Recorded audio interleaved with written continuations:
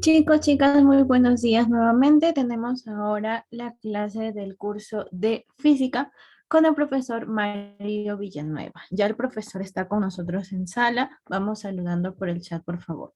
Profesor Mario, muy buenos días. Puede dar inicio a su clase. Buen día, tutora. Muchas gracias.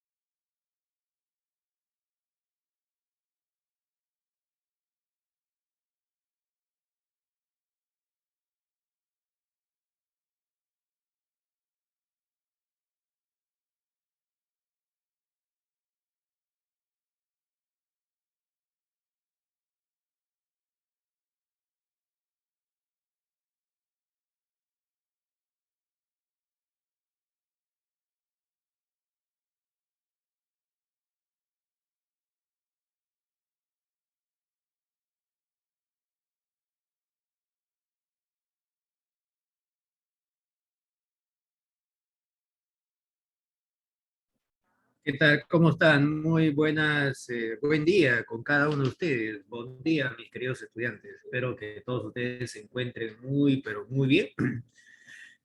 El día está interesante, el día está con un solcito. Espero que también sea de la misma manera por el lugar en el cual te encuentras, ¿no? Un solcito primaveral, ¿no? Como es la estación. Está agradable, entonces hay que ponernos felices y contentos, porque el clima está bonito, nos está ayudando, la temperatura se está elevando, ¿no? Son buenas noticias, entonces, ¿no? Sí. Estamos más o menos a 26, eso es muy bueno, ¿no? La temperatura es de 37, el medio ambiente está bien, ¿no? Como que sentimos el confort térmico, ¿no? O sea, la diferencia es, digamos, relativamente pequeño, ¿no? El motivo por el cual podemos estar un poco más ligeros, ¿no? No estar tan abrigados como en época de otoño, pues, ¿no? ¿Sí? ¿Qué tal, mi estimada Alison, Jacqueline, Mariana? ¿Cómo está Rodríguez, Cindy, Minerva, Dayana? Buen día con cada uno de ustedes. Bueno, el día de hoy tenemos bastantes cositas de qué hablar. Bueno, ya estoy compartiendo el material. Y a ver, vamos a chequear si estamos compartiendo. Sí, ya estamos compartiendo. Hay bastantes cositas de qué tratar el día de hoy, mis queridos estudiantes, ¿no? Los temas, así es, los temas, porque son varios, que vamos a tratar el día de hoy, ¿no? Son cantidad de movimiento, impulso, también choques, gravitación universal. ¿Sí? Hay bastante de qué comentar y hablar. ¿Sí? Entonces, vamos a la teoría. Quien le habla es el Mario Villanueva. Entonces, vamos de una vez a la parte teórica. A ver, en esta parte de la teoría, mis queridos estudiantes, vamos a empezar tratando el concepto de cantidad de movimiento, ¿no? ¿Qué cosa es la cantidad de movimiento? Bueno, la cantidad de movimiento que también le dice un momentum lineal, lo vamos a representar por la letra P y encima una flechita. Esta magnitud de naturaleza vectorial nos da una medida, ¿no? Acerca del movimiento, pues, ¿no? Y tiene que ver justamente con la masa y con la velocidad. Repito, esta magnitud de naturaleza vectorial mide el movimiento analizando la masa y la velocidad. Pero, profe, ¿y por qué la masa y la velocidad? Porque justamente el movimiento tiene que ver con esas dos cantidades. Pues, ¿no? Por ejemplo, un cuerpo de gran masa, ¿no? Digamos, un tren, pues, ¿no? Un tren que se está moviendo, vamos a asumir que el tren se está moviendo despacito, pues, ¿no? Y nosotros queremos detenerlo, pues, ¿no? Queremos quitarle su cantidad de movimiento. Va a ser bien complicado, ¿no? ¿Sí? Un cuerpo de gran masa, un tren, pues estoy tratando, tratar de detenerlo es un poquito complicado, ¿no? Eso se debe justamente a la gran masa que tiene, así se esté moviendo lentamente. Y si ahora analizamos la velocidad, por ejemplo, un cuerpo de gran velocidad, campeón, es una bala, ¿no? Sí, a pesar que tiene masa pequeña, ¿no? Pero la bala, campeón, similar que el tren, es un poco complicado por detenerlo, pues, ¿no? ¿Y eso a qué se debe? Se debe a la gran velocidad que tiene. Entonces, el movimiento, campeón, cuando yo quiero medirlo, está en función justamente de esos dos, pues, ¿no? De la masa y de la velocidad. Las unidades que vamos a tratar, mis queridos estudiantes, con respecto a la cantidad de movimiento, van a ser, en el sistema internacional, kilogramos, metros por segundo. Es la unidad y la cantidad de movimiento.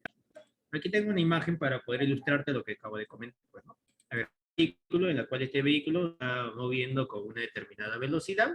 Este vehículo tiene una masa tal como es. ¿Me acuerdo? ¿Sí? Bien.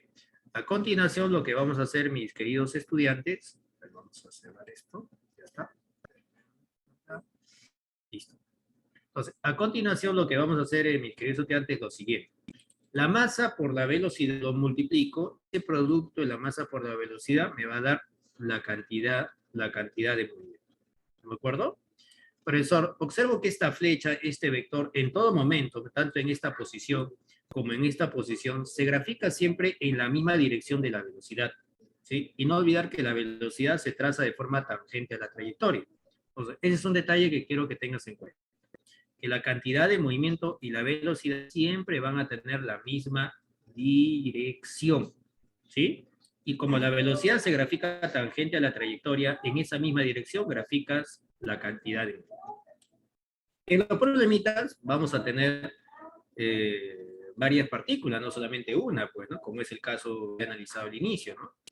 ¿Y qué pasaría si quiero calcular la cantidad de movimiento de ese conjunto?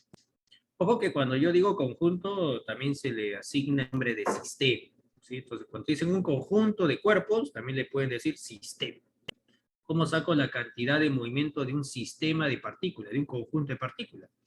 Bueno, como es una cantidad vectorial, entonces lo que tienes que hacer es calcular la cantidad de movimiento de cada una de las partículas y lo vas a.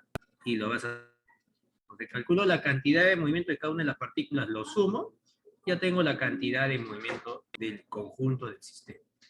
Pero esta suma es una suma vectorial, entonces tienes que recordar cómo se efectúa una suma vectorial, pues, ¿no? Y una suma vectorial, mis queridos estudiantes, usted recordará, ¿no?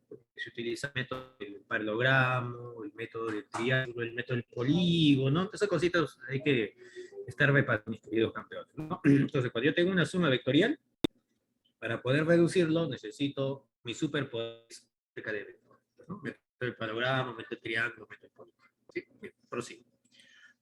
Ahora, mis queridos estudiantes, vamos a hablar acerca del centro de masa. El centro de masa es muy importante porque en muchos problemas vamos a tener varias partículas, como es un sistema, por ejemplo, ¿no? En la cual estar trabajando con todas esas partículas a veces es un poco complicado. Imagínate un problema en el cual aparecen tres cuerpecitos, pues, ¿no? Digamos tres esferitas, pues, ¿sí? Estar analizando esas tres esferitas me parece un poco complicado, ¿no? Yo creo que es más simple reemplazar esas tres esferitas por una sola, ¿cierto? ¿Sí? Entonces, si yo reemplazo esas tres esferitas por una, analizar un solo cuerpo es más simple que analizar a tres, ¿sí? Entonces, en ese, digamos, en ese contexto, viene la definición del centro de masa, ¿sí? A ver, vamos a leer. Dice, es el punto en el que se concentra toda la masa del sistema. Justamente a eso quería llegar, pues, ¿no? Profesor, ya está bien, si uno de ellos es masa A, el otro es masa B, el otro es masa C, entonces la masa en mi sistema va a ser la suma, eso es bien fácil, pues, ¿no? La idea sería, ¿dónde voy a ubicar, ¿sí? A ese, digamos, a esas tres masas, pues, ¿no? Repito, el centro de masa justamente tiene que ver con aquel punto, tal como dice por ahí, en la cual se encuentra concentrado toda la masa del sistema. Quiero ubicar ese puntito en la cual voy a colocar la masa total, que es la suma, pues, ¿no? ¿Cómo lo voy a hallar? ¿Cómo lo voy a hacer? Para eso prestan atención. Aquí tengo una imagen en la cual he colocado, aquí tengo la partícula, digamos, 1, por aquí tengo otra partícula 2, y por aquí, a esto aquí vamos a llamarle una partícula 3. ¿De acuerdo? Profesor, de estas tres masas, yo quiero reemplazarla por una sola. ¿De acuerdo? Pero esa masa total, ¿dónde lo voy a ubicar? Justamente este puntito que estoy indicando con el láser es el punto en el cual vas a ubicar a esas tres masas. Y ese puntito pues ha sido el nombre de centro de masa. ¿Cómo voy a sacar la posición del centro de masa? Para eso vas a hacer lo siguiente. Ojo que cada una de estas masas que conforman mi sistema, el 1, el 2, ¿no? Y la restante cachimbo, tienen una determinada posición con respecto a mi sistema de coordenadas. Aquí está mi sistema de coordenadas. Eje X, eje Y. Para poder sacar la coordenada del centro de masa, es decir, la posición del centro de masa, vas a hacer lo siguiente. Vas a multiplicar la masa de cada uno de los cuerpos por su posición, es decir, la masa de este cuerpecito por su posición, más la masa del otro cuerpecito por su posición, y así sucesivamente.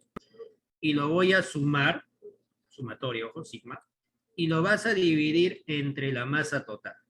De esa manera sacamos la posición del centro de masa, ¿no? O sea, es algo bien simple, ¿no? Me fijo la posición de cada partícula, le multiplico por su masa, la posición por su masa, posición por su masa, lo sumo, lo divido entre la masa total y ya tenemos la posición del centro de masa. ¿Sí? Algo bien, digamos, sencillo, ¿no? Bien. Voy a continuar. Si hay preguntitas, dudas, me escribes o activas tu micro. Vamos a la siguiente presentación. A ver, ahora vamos a hablar acerca del impulso. ¿Qué cosa es el impulso? Tú cuando has practicado un poco de deporte, ¿no? Por ejemplo, fútbol, vóley, el cuerpecito al inicio está en reposo, ¿sí? La pelotita está en reposo. Vamos a imaginar que estás practicando fútbol. Tú le aplicas un puntapié a la pelota, entonces ahí aparece una fuerza. Esa fuerza va a actuar sobre la pelotita en un determinado tiempo. Una vez que ya perdió el contacto, es decir, desapareció la fuerza, ¿qué pasa con la pelotita? La pelotita empieza a tener velocidad, ¿sí? Es decir, mediante la acción de la fuerza y el tiempo que ha actuado esa fuerza, ¿qué cosa ha producido sobre la pelotita? Lo que le ha producido es que cambie su cantidad de movimiento. Es decir, le hemos transmitido cantidad de movimiento a la pelotita, porque la pelotita antes que lo patee está en reposo y después que lo patee ya no lo está. Entonces, esa magnitud tiene que ver con la fuerza y el tiempo, eso se le llama impulso. ¿De acuerdo? Y tengo una imagen que va a ilustrar lo que acabo de comentarte, pues, ¿no? Esta pelotita lo que voy a hacer es, le voy a aplicar una fuerza, ¿sí? Mediante la radio. Le aplico una fuerza, pero esta fuerza va a actuar en un pequeño tiempo, ¿no? Ahí está, por eso, este es el tiempo que va a actuar dicha fuerza. Después de la acción de esta fuerza cachimbo, ¿qué es lo que va a pasar con la pelota? La pelotita va a empezar a adquirir movimiento. Entonces, la definición del impulso sería de la siguiente manera, pues es una magnitud de naturaleza vectorial, porque una cosa es que yo le aplique una fuerza hacia la derecha, otra cosa es que le aplique una fuerza hacia la izquierda, ¿no? ¿Sí? Si le aplico una fuerza a la derecha, se mueve en ese sentido. Si le aplico una fuerza hacia la izquierda, se mueve en ese sentido, ¿no? Pues, ¿no? Que justamente sirve para poder transmitir movimiento mediante la acción de una fuerza, ¿de acuerdo? En un intervalo de tiempo, por supuesto. Si la fuerza, campeón, que estoy con el láser es una fuerza constante, entonces el impulso de una fuerza constante se calcula así. Coloco la fuerza constante y le multiplico por el tiempo que dura la acción de dicha fuerza. Entonces, fuerza por tiempo vendría a ser el impulso, que lo vamos a anotar con la letra I y encima una flechita. De tal manera que el impulso, campeón, va a tener la misma dirección que la fuerza. Repito, el impulso va a tener la misma dirección que la fuerza. Las unidades. La fuerza constante, ojo, esta fuerza constante también le dicen fuerza media, repito. A la fuerza constante le dicen fuerza media o promedio. Va a estar en Newton. El triángulo, que significa intervalo de tiempo, la duración, ¿sí? Es como que te diga la clase son las 8 y terminó a las 10. ¿Cuándo la clase? La diferencia, ¿cierto? 2 horas, entonces similar. Tiene que estar en segundos, y para eso, campeón, transformar de ti segundo, todo lo manejamos perfectamente, ¿no? ¿De acuerdo? Y representa el impulso, cuyas unidades van a ser Newton, Newton segundo. Así. Ahora, mi querido campeón, vamos a hablar acerca del impulso de una fuerza variable. Bueno, el impulso de una fuerza variable se va a calcular similar que el trabajo de una fuerza variable, mediante área. Y el gráfico que voy a tener por aquí es el siguiente. Este es el gráfico de fuerza versus tiempo. Repito, en el gráfico de fuerza versus tiempo, justamente en esos dos ejes tiene que darse la línea. Esta línea, campeón, va a ser dato y problema. Esta línea con el eje de tiempo va a determinar una área. ¿Sí? Repito, esta línea que estoy indicando con el láser, el problema va a ser dato. ¿sí? Esta línea va a determinar con el eje de tiempo, con el eje horizontal, una determinada región. Si nosotros calculamos esta área, lo que vamos a tener vendría a ser el impulso. Pero esa área puede estar hacia arriba o puede estar hacia abajo, ¿sí? Entonces, si el área está por encima de la horizontal, ¿sí? Es decir, hacia arriba, lo que trabaja sería positivo. Si esta área está por debajo de la horizontal, sería negativo. Profe, ¿qué significa que el área sea positivo o que sea negativo? Bueno, que sea positivo significa que el movimiento, si el movimiento es horizontal, entonces el movimiento sería hacia la derecha. Si el área que te sale es negativo, entonces significa que el movimiento sería hacia la izquierda, asumiendo que la dirección del movimiento es horizontal. Profe, ¿cómo me doy cuenta si es horizontal o vertical o en otra dirección? Porque tiene que indicar, ¿no? ¿Sí? Te va a decir, tenemos un cuerpo que se está moviendo en torno del eje X, ya está pues, evidente en qué dirección, ¿no? Si el área me sale positivo, entonces el impulso, derecha. Si me sale negativo, impulso es izquierda. Y no te olvides que el impulso y la fuerza tienen la misma dirección. Ahora, mi querido campeón, vamos a hablar acerca del teorema del impulso y la cantidad de movimiento. Este teorema es importantísimo, similar que el teorema del trabajo, ¿no? ¿Te acuerdas, no? Trabajo neto es igual a la variación de energía cinética, ¿no? Entonces, tienen la misma relevancia los dos. ¿De dónde salió este teorema, profe? ¿Por qué aquí he colocado impulso neto igual a variación? Ojo, triangulito es variación. Aquí variación es finalmente variación de la cantidad de movimiento. Bueno, esto aquí sale del análisis de la pelotita. Pues, ¿no? Te había comentado que la pelotita al inicio estaba en reposo, o sea, cantidad de movimiento cero. Una vez que le aplico este impulso, ¿qué va a suceder con la pelotita? La pelotita ya no va a estar en reposo, es decir, va a tener una cantidad de movimiento diferente de cero. Si al inicio era cero, y después que se le ha aplicado el impulso ya no es cero, es decir, que el impulso le ha transmitido cantidad de movimiento, ¿no? Ha producido una variación en su cantidad de movimiento. Por eso variación es finalmente función afirmativa. Entonces, justamente ahí está esa relación que acabo de comentar. El impulso neto, ojo que cuando digo impulso neto, me refiero a la suma de todos los impulsos. En un problemita, no necesariamente va a aparecer una fuerza, pueden aparecer varias fuerzas. Pues yo lo que voy a hacer es calcular el impulso de todas esas fuerzas y sumarlo. ¿Sí? Ese es el neto. ¿De acuerdo? Otra manera de poder calcular el impulso neto es de la siguiente manera. Profe, si hay varias fuerzas que actúan sobre un cuerpo, yo puedo reemplazar a esas fuerzas por una sola, que sería la fuerza resultante, ¿cierto? El impulso neto también sería igual al impulso de la fuerza resultante. Porque la fuerza resultante es la suma de todas las fuerzas. ¿De acuerdo? Bien.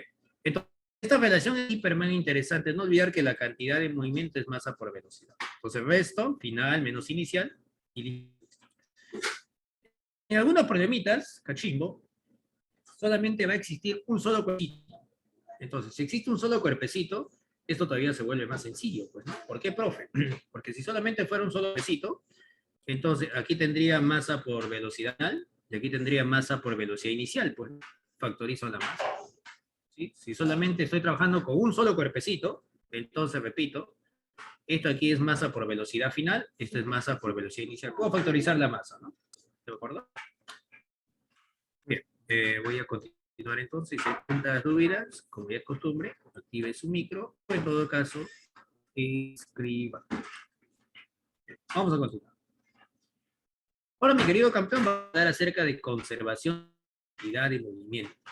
Bueno, este principio, mis queridos estudiantes, es importante, similar con lo que es conservación de la energía mecánica. Conservación de la energía mecánica, ¿no? Sí, parecido por aquí. Te das cuenta que hay muchas cositas que se relacionan con temas anteriores, ¿no? A ver, ¿en qué consiste conservación de la cantidad de movimiento? A ver, ¿qué pasaría si sobre un sistema o sobre un cuerpo la fuerza resultante sería cero? Vamos a asumir, vamos a especular.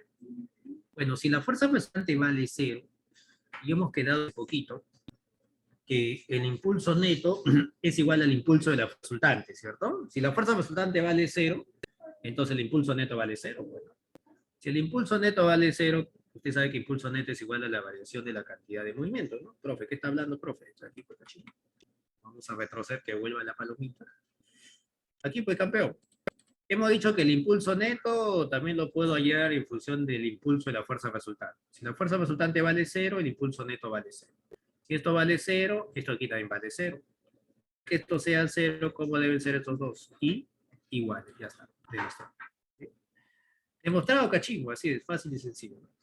Entonces, cuando la fuerza resultante vale 0, ya es un sistema es un conjunto de partículas, como he comentado en la primera presentación, o para un solo cuerpo, que también se cumple, entonces se conserva la cantidad de movimiento. Eso quiere decir que la cantidad inicial y la cantidad de movimiento final van a ser iguales, siempre y cuando la fuerza resultante vale 0. Eso estás escuchando, ¿cierto? Si la fuerza resultante vale 0, entonces me emociono, pues, ¿no?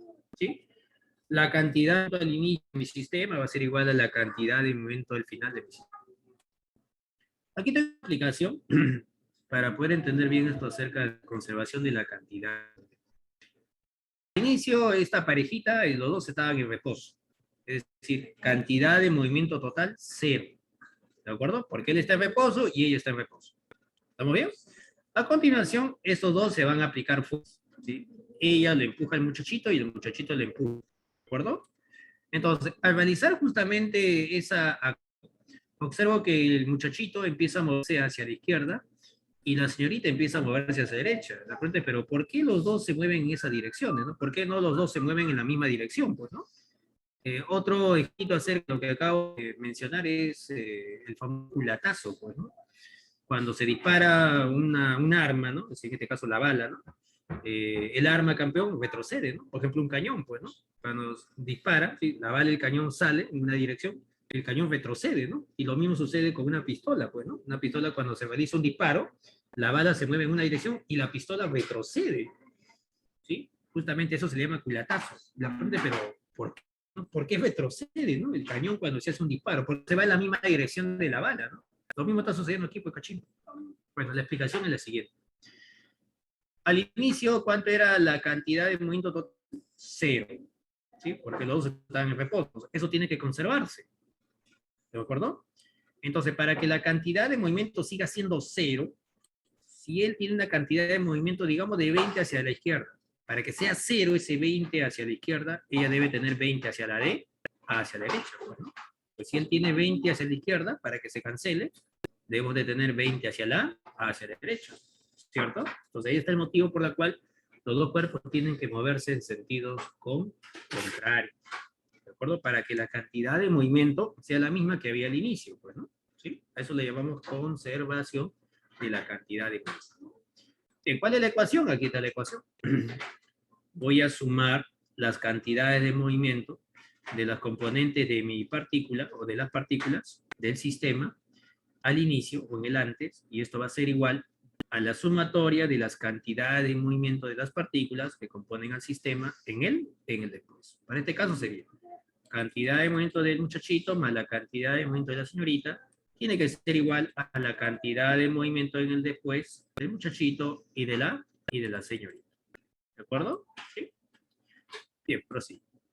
Y aquí tengo una nota bien poderosa, una nota bacán, de problemitas en las cuales, de repente por ahí se ha escuchado, ¿no? Hay dos personas que se encuentran sobre un tablón o sobre un bote y se permutan las posiciones, ¿no? Es decir, la persona que se encontraba en el extremo izquierdo ahora se va al derecho y la persona que se encontraba en el extremo derecho se va al extremo izquierdo, ¿no? Se permutan sus lugares, pues, ¿no? Y si se produce esa permutación, el tablón, el bote en la cual se encontraba, se va a desplazar. Sí, pues, ¿no? Se desplaza.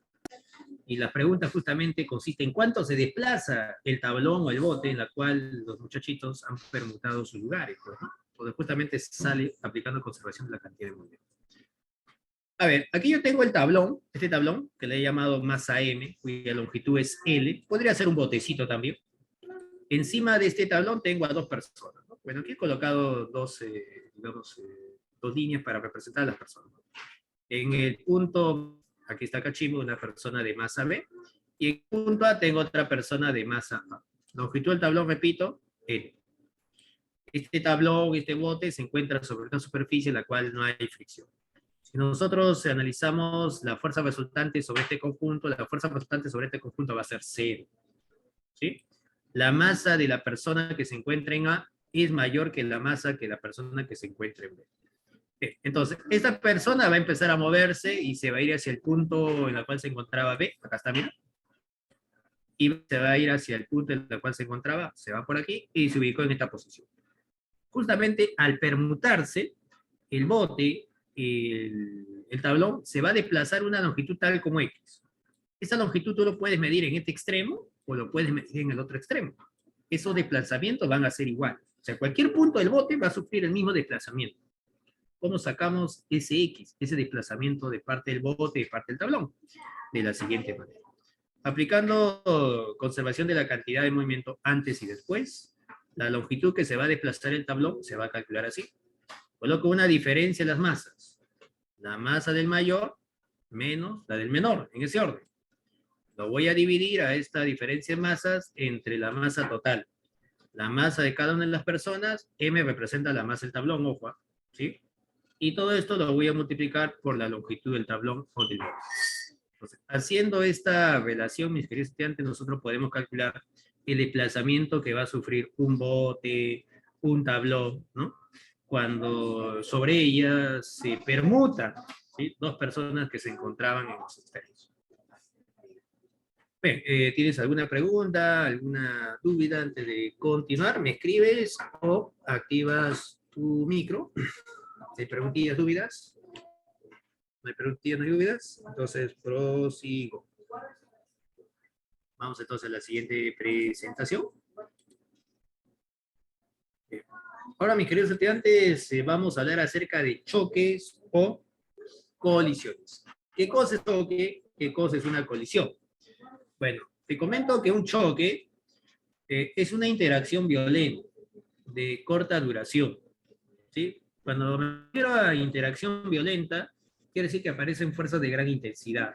Por ejemplo, el choque entre dos vehículos. Pues, cuando se produce un choque entre dos vehículos, bueno, las fuerzas que aparecen son inmensas, ¿no? Un motivo por el cual los vehículos quedan destrozados. Pues, ¿no? Nosotros vamos a analizar los choques de una manera elemental y de una manera básica, ¿no? Vamos a analizar solamente al choque frontal, ¿sí? Al choque frontal también le dicen choque directo. ¿Qué es eso? Mira, choque frontal, choque directo. Presta atención. Mira, aquí tengo dos esferitas, la esferita 1 y la esferita 2. Los dos se están moviendo de forma horizontal, siguiendo esta línea, ¿sí? Con sus respectivas velocidades. Se produce la interacción violenta en la cual esta parejita de fuerzas que está apareciendo justamente es una parejita de acción-reacción. ¿De acuerdo? Después de la acción de estas fuerzas, como usted está observando, las esferitas se siguen moviendo en la misma línea, ¿cierto? Mira, aquí se movían de forma horizontal, después del impacto se siguen moviendo de forma horizontal, misma línea, pues, ¿sí? A eso se le llama choque frontal, también conocido como choque directo. Cada una de ellas va a ver con diferentes velocidades, por supuesto, ¿no? ¿Sí? Bien. ¿Qué cosa voy a hacer en un choque? Bueno, lo que primero que vas a hacer en un choque, campeón, es aplicar conservación de la cantidad de movimiento. Yo era, profe, ¿pero por qué? Porque esta parejita de fuerzas, como te había comentado, es el que se aplican a la hora de darse el choque, pues, ¿no? Es una parejita de acción-reacción, campeón. Y usted sabe que estas dos flechas tienen igual módulo, ¿sí? Actúan sobre cuerpos diferentes, tienen sentido contrario y tienen la misma línea de acción, ¿no? Eso es la tercera ley de Newton, pues, ¿no? Entonces, como estas dos flechas tienen el mismo valor, la misma longitud, es como que te diga 20 hacia la derecha, 20 hacia la izquierda. Si son unos cuantos salen. Cero, ¿no? Entonces, la fuerza resultante sobre este conjunto, sobre este sistema, sería cero. Y si la fuerza resultante vale cero, ¿te acuerdas lo que comenté? ¿No? Conservación de la cantidad de movimiento, cantidad de movimientos. Es lo que vas a hacer en todo choque. La cantidad de movimiento antes, entonces, va a ser igual a la cantidad de después. ¿De acuerdo?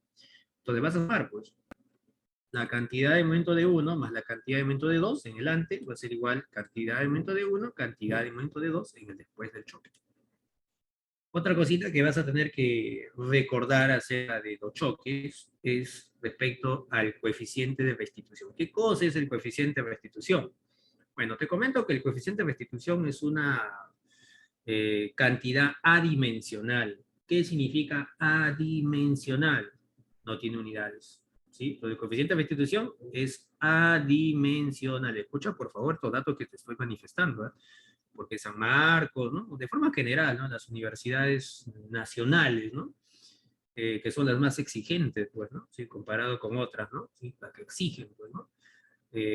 Preguntan acerca de teoría, ¿no? Y estas cositas que estoy hablando, ¿no? Justamente es marcar verdadero o falso. El coeficiente de restitución es una magnitud adimensional verdadera. ¿Sí? ¿Qué significa adimensional? No tiene unidad. Es un numerito. ¿No? ¿Sí? Bien. Entonces, ¿qué cosa mide el coeficiente de restitución? Bueno, lo que mide el coeficiente de restitución es en qué grado, ¿sí? En qué grado los cuerpos quedan deformados después del impacto, después del choque. Pues, ¿no? ¿Sí? Porque cuando se produce un choque, después del impacto, mis queridos estudiantes, esos cuerpos, por lo general, repito, por lo general, ya no tienen las mismas dimensiones, pues, ¿no? Han sufrido deformaciones. Entonces, el coeficiente de restitución nos indica en qué grado han quedado deformados los cuerpos después del impacto. ¿Sí?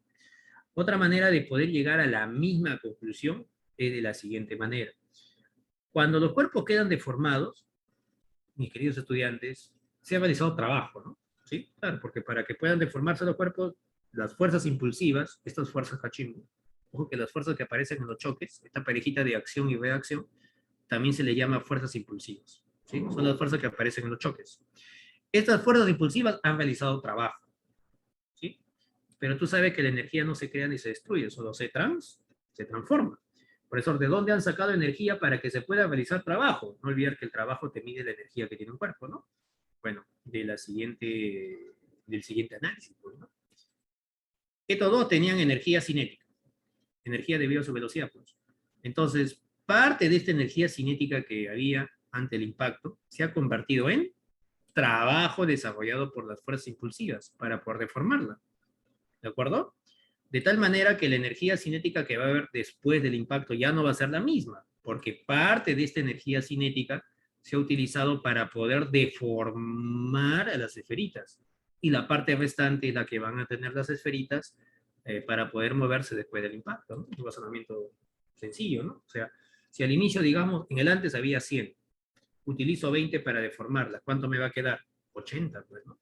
¿De acuerdo? ¿Sí? Bien, entonces, el coeficiente de restitución también nos indica en qué grado, en qué medida se pierde la energía, ¿sí? En el choque. ¿De acuerdo? Y justamente esa energía que se pierde es para poder realizar trabajo, para poder deformarla, pues, ¿no? ¿De acuerdo? Bien, ¿y cómo voy a calcular el coeficiente de restitución? Para eso necesito saber antes y después del choque. Por ejemplo, aquí tengo dos esferitas, aquí están las esferitas, mi querido estudiante, en la cual esto representa el antes del impacto. Aquí está justamente el impacto y por aquí tengo después del impacto. Lo que me interesa son sus velocidades. Velocidad de 1 ante el impacto, velocidad de 2 ante el impacto, y lo mismo sucede con las velocidades después del impacto. A continuación vamos a hacer lo siguiente. El coeficiente de restitución se calcula así. Vas a restar las velocidades después del impacto, final de 1 menos final de 2, y lo vas a dividir entre las velocidades antes del impacto en el mismo orden. Si aquí he empezado haciendo la diferencia 1 menos 2, en la parte de abajo también voy a empezar a hacer la diferencia en ese orden. 1 menos 2, pero antes del impacto. Sub 0, 1, sub 0, 2, aquí está cachimbo. ¿Eh? Sub 0, 1, sub 0, 2 es antes del impacto.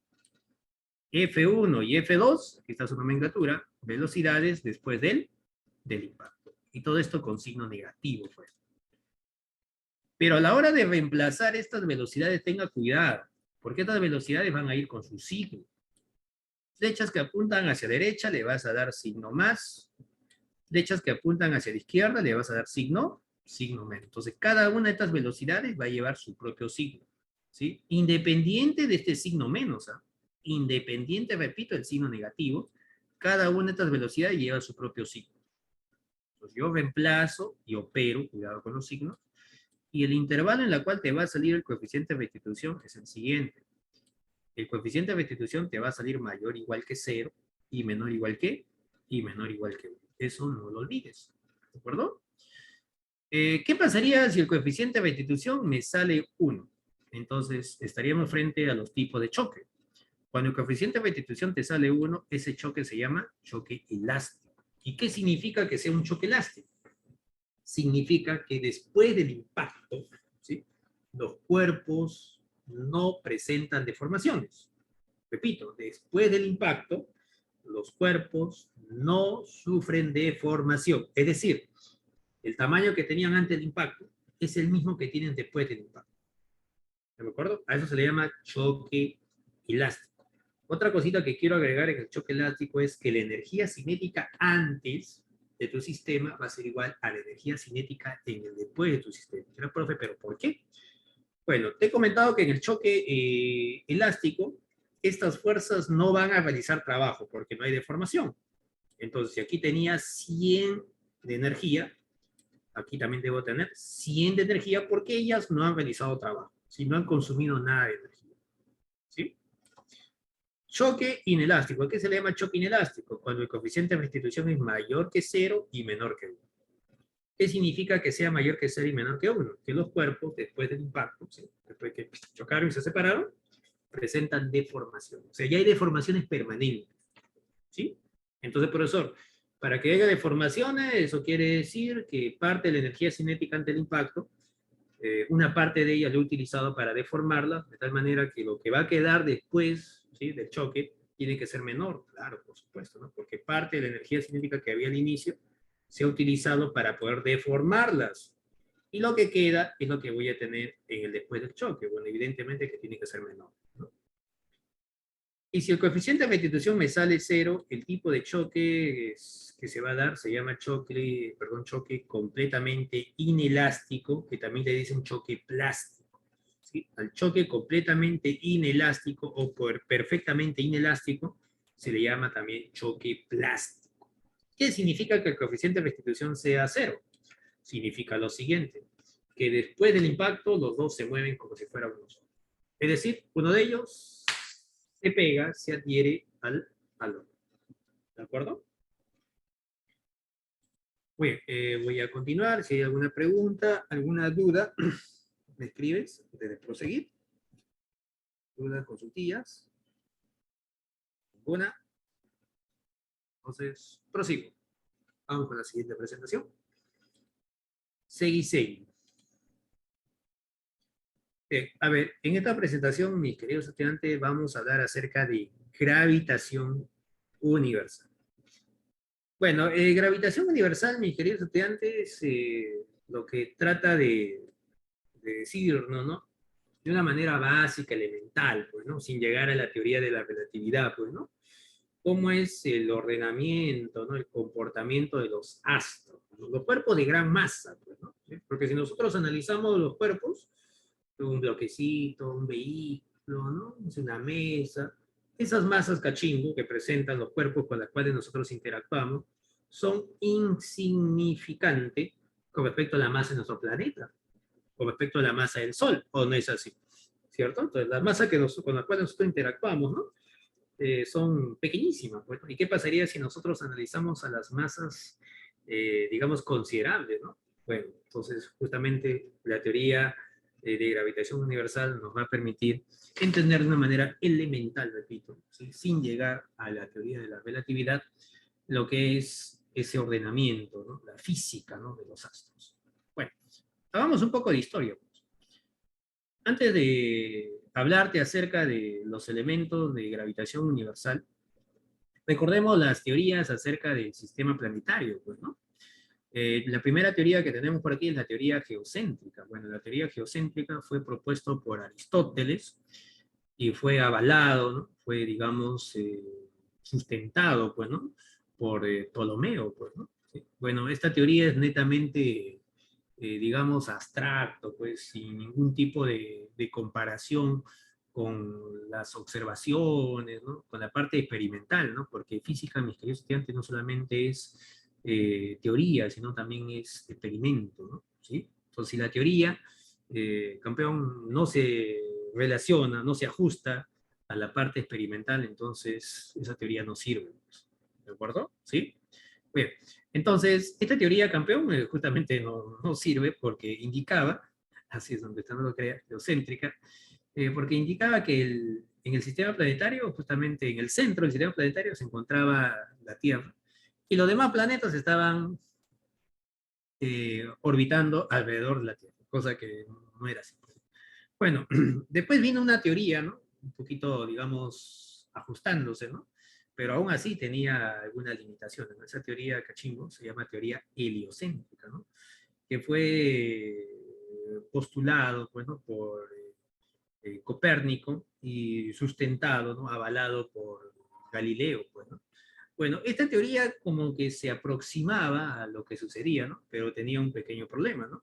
Esta teoría decía que los planetas describen órbitas circunferenciales, ¿no? En la cual en el centro del sistema planetario se encontraba el Sol, pues, ¿no? Pero en realidad no son órbitas circunferenciales, ¿no? Nosotros sabemos que son órbitas elípticas, ¿de acuerdo? En la cual en uno de los focos se encuentra el Solcito. Y justamente esa teoría es la de Kepler, ¿no? ¿Sí? Kepler, campeón, planteó tres leyes que sí se ajustan a las situaciones reales, ¿no? Pero Kepler, campeón, planteó estas teorías en base a observación. O sea, él no hizo una teoría previa, ¿no? O sea, no hubo una formulita, ¿no? En la cual a partir de esa formulita ya lo llevamos a la parte experimental y sí, pues se ajusta a la formulita. Él lo que hizo es, mediante observaciones, es decir, es algo así como tu sistema de coordenadas. Pues usted sabe que tu sistema de coordenadas, cada punto de tu sistema de coordenadas, hay una axis y una ordenada, pues, ¿no? Entonces, algo así él hizo, pues, ¿no? Empezó a ubicar la posición de los astros, ¿sí? Imagínate hacer eso, ¿no? Más o menos 20 años de su vida se dedicó a eso, ¿no? Sin ningún tipo de elemento, nada de telescopio, nada, ¿no? Empezó ahí a colocar la posición de los astros, así como si fuera el plano cartesiano, y empezó a darse cuenta que esas posiciones obedecían a ciertos patrones. Y no solamente era para un solo astro, sino eran para varios, ¿sí? Y tenía el mismo patrón, pues. O sea, para el planeta Marte se cumplía lo mismo para Saturno, pues, ¿no? El mismo patrón, el mismo ordenamiento, y justamente planteó las tres leyes. Sí, pero de forma matemática no lo podía demostrar. ¿De acuerdo? Bien, a ver, ¿cuáles son esas leyes? Aquí está Cachimbo. La primera ley de Kepler, conocido como la ley de las órbitas, indica que nuestro sistema planetario, campeón, las trayectorias que describen los planetas son órbitas elípticas. Y la elipse es algo así como una circunferencia aplastada, ¿no? Aquí está nuestro planeta describiendo órbitas elípticas. La elipse tiene dos focos, ¿de acuerdo? Está foco 1, foco 2, en la cual en uno de los focos se encuentra el astro de mayor masa, en este caso el Sol, ¿de acuerdo? Y todos los planetas, cachimbo, van a tener justamente esta característica, que en uno de los focos se encuentra el Sol y sus órbitas van a ser elípticas. Este elipse presenta simetría, ¿no? Este eje, campeón, este eje de simetría es el eje mayor y este otro eje de simetría es el eje menor. ¿Cuál es la propiedad del elipse? Que ustedes seguramente la van a ver con mayor detalle, ¿no? Geometría, ¿no? Álgebra, ¿no? Trigonometría, ¿no? Porque las cónicas, campeón, son, digamos, curvas que sí o sí, ¿no? Vienen en examen de admisión, la parábola, la hipérbola, la circunferencia, la elipse, lo que acabo de mencionar, eso se llama cónicas. Bien, ¿cuál es la propiedad del elipse? Es la siguiente, que cualquier punto del elipse, si tú lo llevas a los dos focos, mira, estas dos distancias que estoy indicando con el láser, si tú lo sumas, repito, yo sumo esta longitud y esta longitud, ¿qué cosa me va a dar? Me va a dar la longitud del eje mayor. Esa es la propiedad del elipse. En cualquier punto del elipse tú lo llevas a los dos focos, lo sumas, esas dos distancias, y ese valor va a ser el eje mayor. ¿Sí? Bien, prosigo. Aquí tengo una imagen animada para poder hablarte acerca del perihelio y del afelio, pues, ¿no? Este puntito, el más cerca del Sol, cachimbo, que estoy indicando con el láser, recibe el nombre de perihelio. Y este puntito que es el más alejado del Sol, recibe el nombre de afelio. Qué interesante tiene el perihelio y el afelio. Fíjate en nuestro planeta cuando pasa por el perihelio, máxima rapidez. Cuando pasa por el afelio, mínima rapidez. Y eso fue pregunta de examen de admisión. En el perihelio la rapidez es máxima, afirmativo. En el afelio la rapidez es mínima, afirmativo, ¿no? Según la imagen animada usted puede darse cuenta de esos detalles, ¿no? Bien. Voy a continuar. Si hay preguntillas, dudas, me escribes o pides tú mismo. Vamos entonces a la siguiente presentación. Ahora, mis queridos campeones, vamos a hablar acerca de la segunda ley de Kepler, ¿sí? La segunda ley de Kepler también se le llama la ley de las áreas. A ver, ¿qué dice esta ley? Bueno, aquí tenemos la trayectoria elíptica en uno de los focos se encuentra el solcito, ¿estamos bien? Y el planeta vamos a analizar 4 puntos. Voy a empezar con el punto 1, ¿de acuerdo? Entonces voy a ubicar al planeta en el punto 1.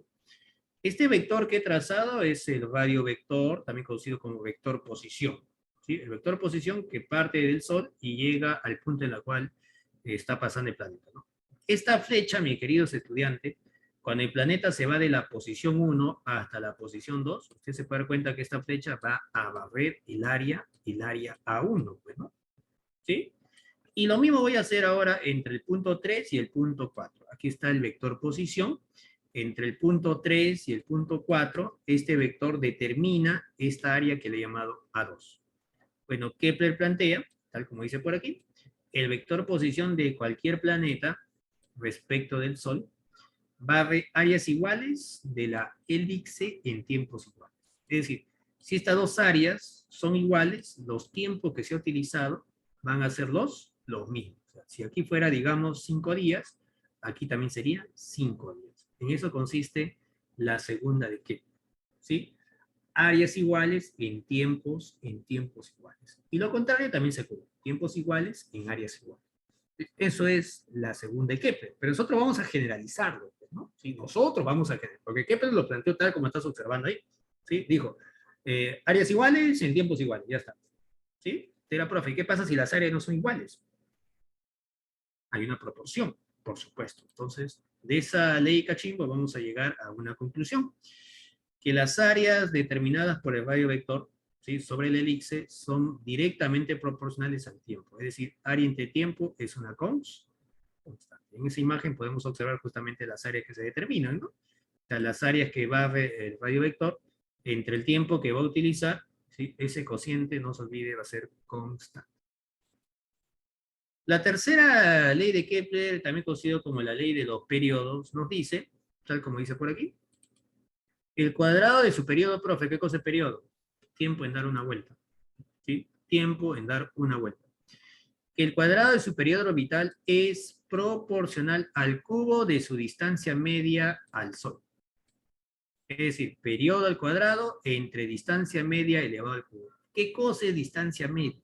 Pero antes, no te olvides que este cociente va a ser constante. Aquí tengo una imagen para poder ilustrarte lo que acabo de indicar, pues, ¿no? Profe, distancia media. Ojo que a la distancia media también le dicen radio medio. Bueno, aquí tengo el planeta 1, en la cual en este planeta el Sol se encuentra en uno de los focos. Esta es la trayectoria elíptica que estoy indicando con el láser. La distancia media cachimbo es la longitud que hay desde el centro del elipse hacia cualquiera de los extremos, sea hacia el perihelio o sea hacia el afelio. Es decir, la distancia media es la mitad del eje mayor. Repito, la distancia media o radio medio es la mitad del eje mayor. ¿Sí? Entonces aquí voy a colocar el periodo de 1 entre R1 al cubo y lo voy a igualar al periodo de 2, ¿sí? ¿De acuerdo? Elevado al cuadrado, por supuesto, entre su radio medio de 2, que sería esta longitud que estoy indicando con el láser. ¿De acuerdo? Entonces, el radio medio, vuelvo a repetir, o distancia media es la mitad del eje medio. Profesor, ¿por qué se considera la mitad? Bueno, te comento que ese elipse yo lo puedo reemplazar por una circunferencia.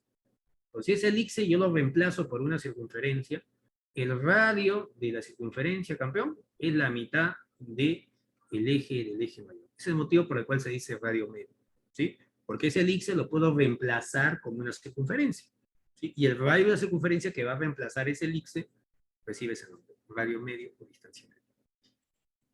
Pero Kepler no solamente se aplica a la tercera para los planetas en el sistema planetario, sino también para cualquier astro, ¿sí? Para por ejemplo, este cometa, que estoy indicando con el láser, en la cual el foco, ¿sí?, el foco de su trayectoria coincide con la posición en la cual se encuentra el Sol, puede ser para cualquier astro.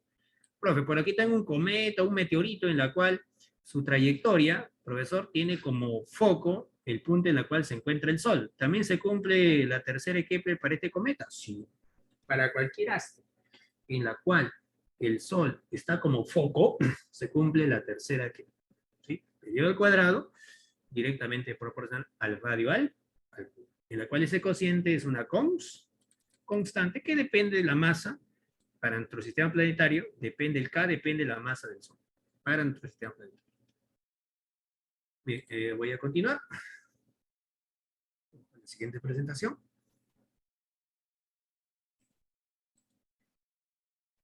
Muy bien. Ahora ya estamos listos para hablar acerca de gravitación, pues, ¿no? La teoría de Newton, pues, ¿no? Porque gravitación fue propuesto por Newton, cachimbo, junto con sus 3 leyes que usted recordará, ¿no?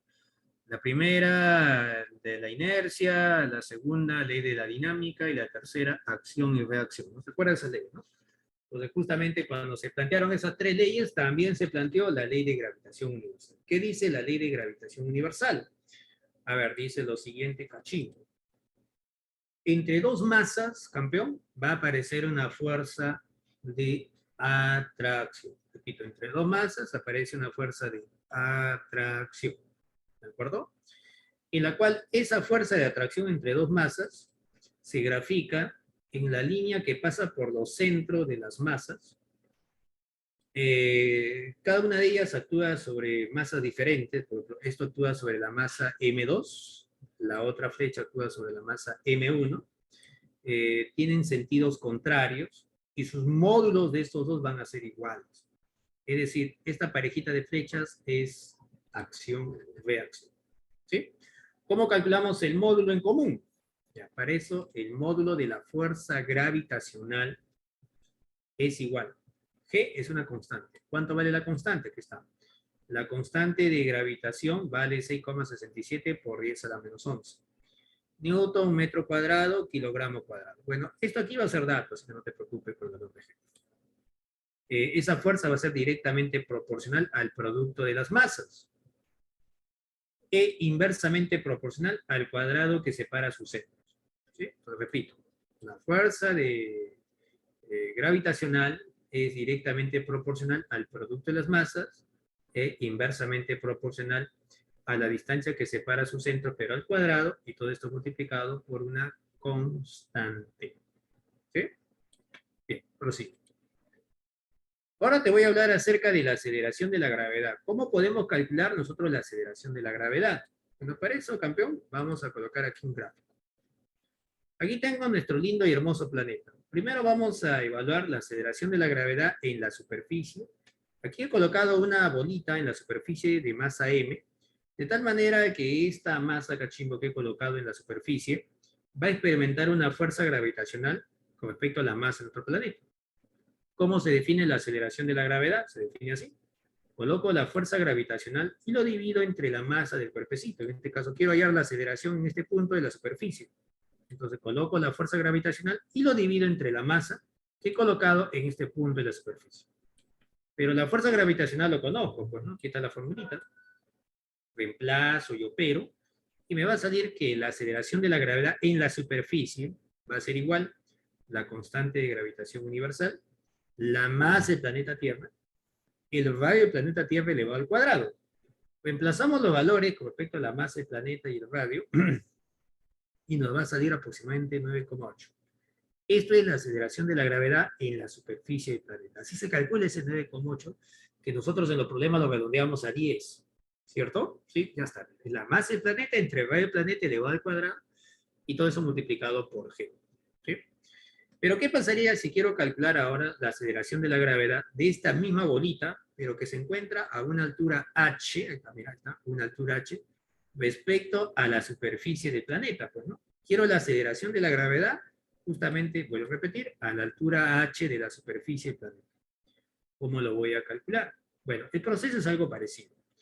Esta masa en esta posición va a experimentar una fuerza gravitacional, ¿de acuerdo? En la cual la distancia hacia el centro del planeta vendría a ser la suma del radio del planeta más h.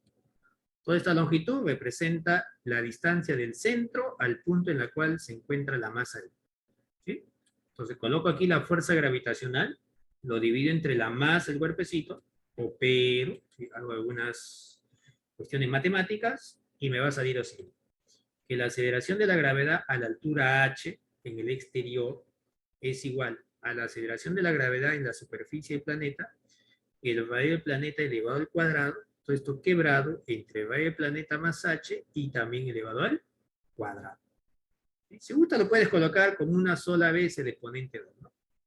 Entonces, esta es la formulita para poder calcular la aceleración de la gravedad a una altura h respecto de la superficie. En campeón, esa sería toda la teoría. ¿Tienes alguna pregunta, alguna duda? Si me preguntillas, entonces vamos al material.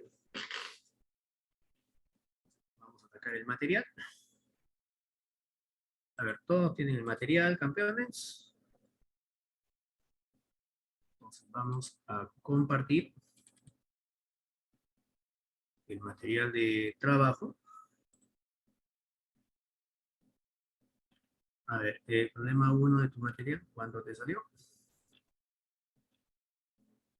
El problema 2 de tu material, ¿cuánto te salió?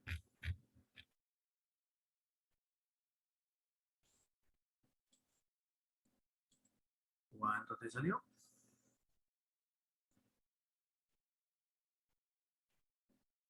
Nada. ¿No lo has hecho todavía? ¿Lo has intentado?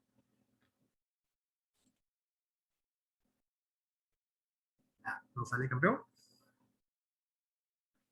Entonces vamos a resolver los problemitas.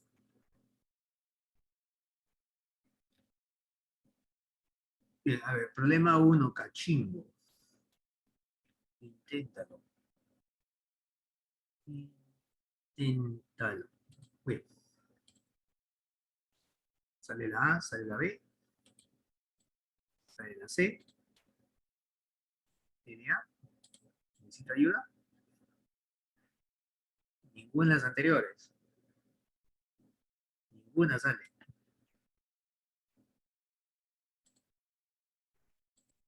No se deja la 1.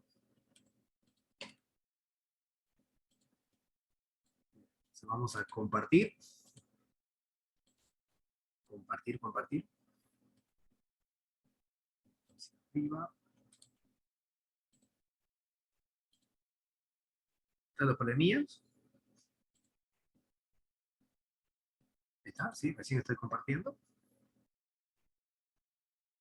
Muy bien. Ahí está el problemita número 1. Lectura del problema número 1. Una esfera de 2 kilogramos se lanza verticalmente hacia arriba. Me dan la rapidez con la cual se lanza la esferita. Aquí está cachimbo, ¿no? 40 metros por segundo. Determine la variación de la cantidad de movimiento que experimenta desde el momento que es lanzado hasta que alcanza su altura máxima. Ojo que el problema te pide variación de la cantidad de movimiento, ¿no? ¿Dónde estás? Saltamos. Me están dando de dato la masa. También me tengo como dato la rapidez inicial. Y el problema quiere hasta alcanzar su altura máxima. Bueno, esto de altura máxima es una cuestión de movimiento vertical de caída libre, pues, ¿no? La altura máxima es cuando el cuerpo ya no puede subir más, es decir, su velocidad final, ¿cuánto vale? 0. ¿Sí? La altura máxima es cuando la velocidad final vale 0. Y con ese datazo, que es una cuestión teórica, porque eso lo vimos en el movimiento vertical de caída libre, ¿no? Ya el problema ya saben, pues, ¿no? O sea, la final no hay cantidad de movimiento. ¿Por qué no hay cantidad de movimiento al final? Porque la velocidad final es 0. Para que haya cantidad de movimiento, la velocidad tiene que ser diferente de 0, cachimbo. La solución del problema 1 se vuelve simple gracias al análisis que acabo de hacer. Pasamos por aquí. Un movimiento vertical de caída libre. ¿Está? Aquí lo estamos lanzando con un V sub 0.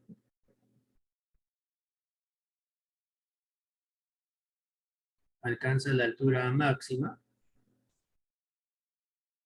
Se alcanza la altura máxima. La velocidad final es 0. ¿Cuánto de esta cosa de aquí?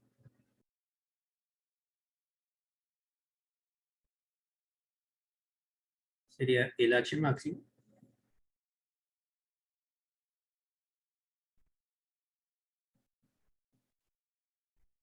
¿De acuerdo? Entonces, hay que recordar que la cantidad de movimiento es masa por velocidad. Entonces, aquí colocamos la cantidad de movimiento. La cantidad de movimiento, no te olvides, es masa por velocidad. ¿De acuerdo? Entonces, mi problema solamente sería la velocidad inicial, porque la final al ser cero ya pues está de más, ¿no? Entonces, pero profe, todas las claves están en función de los vectores unitarios. Bueno, ¿qué te parece entonces si colocamos por aquí los vectores unitarios? Pues, ¿no? O recordamos los vectores unitarios. Los vectores unitarios, como su nombre lo dice, unitario, significa que su módulo es la unidad. O sea, el tamaño es la unidad. Los vectores unitarios, siguiendo las direcciones positivas de los ejes X y Y, son los siguientes. Y es vector unitario en el eje X. J es el vector unitario en dirección del eje Y. Ambos en la dirección positiva. Mira, profe, yo quiero la dirección negativa, es decir, quiero hacia la izquierda, menos I. Quiero hacia abajo, menos J. ¿Sí? Entonces, mi problema solamente es la velocidad para poder dar respuesta, ¿no? Porque la variación de la cantidad de movimiento es bien sencillo. ¿No? Lo voy a colocar. Variación de la cantidad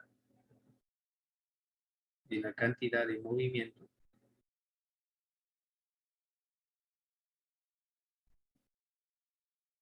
de la cantidad de movimiento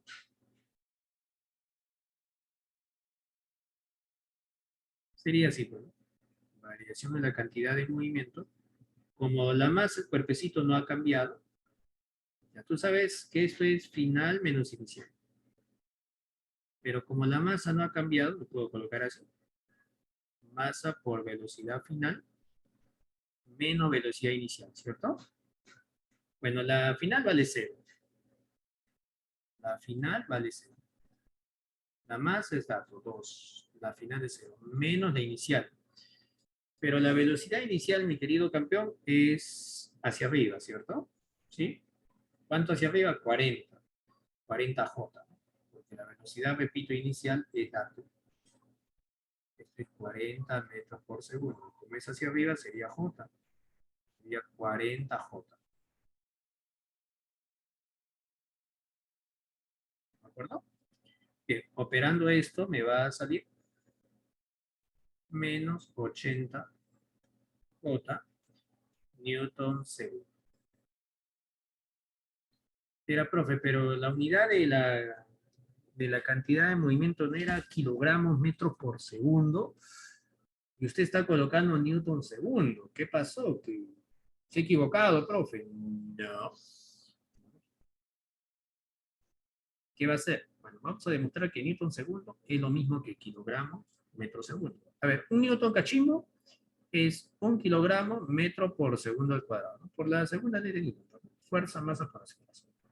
Y todo esto multiplicado por segundo, esto con esto se va.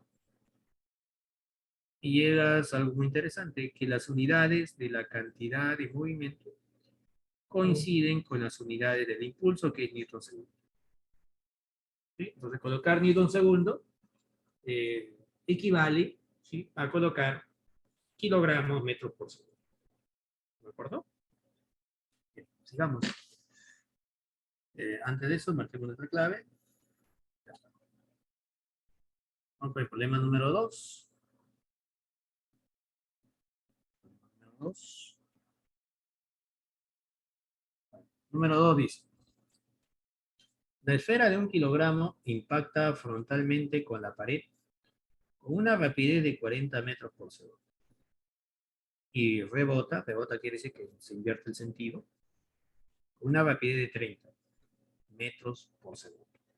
Si la esfera estuvo en contacto con la pared 0,025 segundos, determina el módulo de la fuerza media es fuerza constante, eso no lo olvido, fuerza media es fuerza constante, que ejerce la pared a la esfera.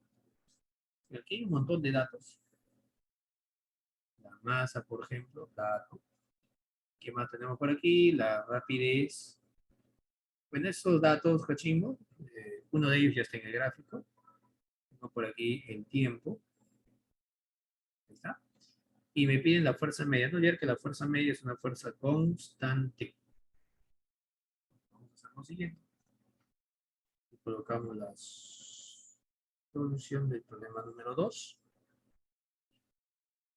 Esto es ante el impacto. ¿De acuerdo? Ahora voy a graficar por aquí, después del impacto y durante el impacto. Vamos a por aquí, una esferita, por aquí una esferita cachimbo.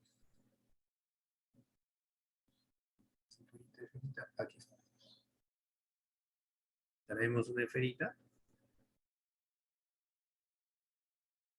¿Está campeón? Esto es ante el impacto, esta es la velocidad inicial. Antes. Aquí tenemos el durante. Al golpear con la pared le va a ejercer una fuerza de esta manera. Por aquí está el peso. Y por aquí está la normal. El peso y la normal se van a cancelar, ¿no? Esto, con esto se cancela. La única fuerza que me va a quedar es el que le aplica la pared, porque las otras dos se cancelan. Bueno, aquí vamos a colocar el después del impacto, la esferita,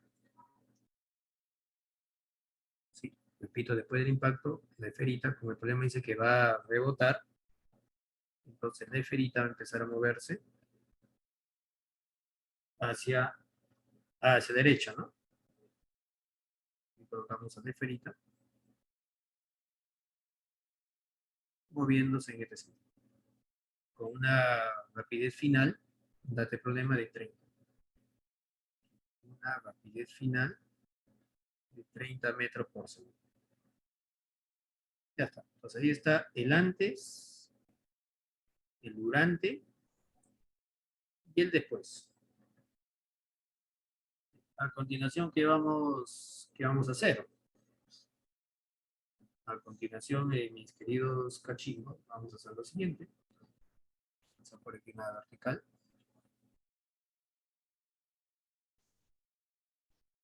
Ahí está la vertical. Y vamos a aplicar el teorema del trabajo. Claro, se parece al teorema del trabajo y la energía, ¿no? ¿Sí? Lo que es el impulso neto es igual a la variación de la cantidad de movimiento, ¿no? Cuando vimos el trabajo, era trabajo neto es igual a la variación de la energía cinética, ¿no? O sea, algo parecido, pues, ¿no? ¿Sí? Impulso neto es igual a la variación de la cantidad de movimiento. Entonces, vamos a colocar por aquí el teorema del impulso y la cantidad de movimiento. Colocamos la cantidad de movimiento. A ver, ¿qué nos dice esto? Nos dice que el impulso neto es igual a la variación de la cantidad de movimiento, pero como es un solo cuerpecito, porque la masa de ese cuerpecito no se altera, ¿no? Entonces lo puedo colocar así, pues, masa, velocidad final, menos velocidad inicial. El único que va a efectuar impulso neto es la fuerza F, ¿no? Porque el impulso, el peso y lo que es la normal se cancelan, pues, ¿no? Sí, porque la fuerza resultante, la única que me queda es F, pues, ¿no? Estos dos se cancelan. Entonces, el que produce impulso neto sería solamente F. M final menos inicial.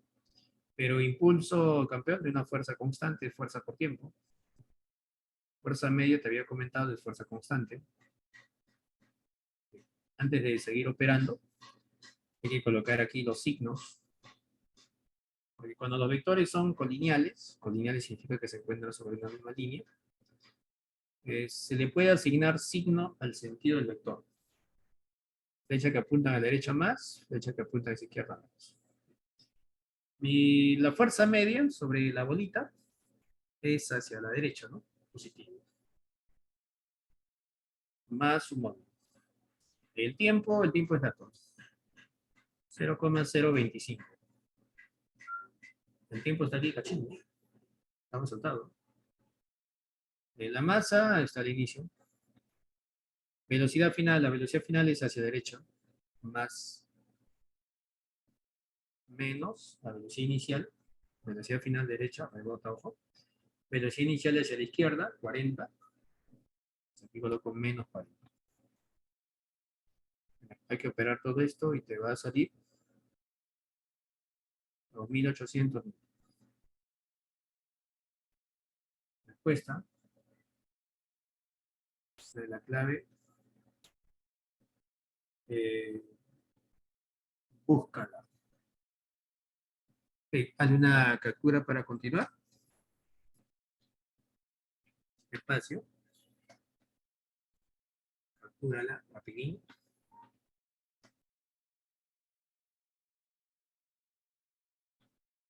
¿Listo? ¿Está listo?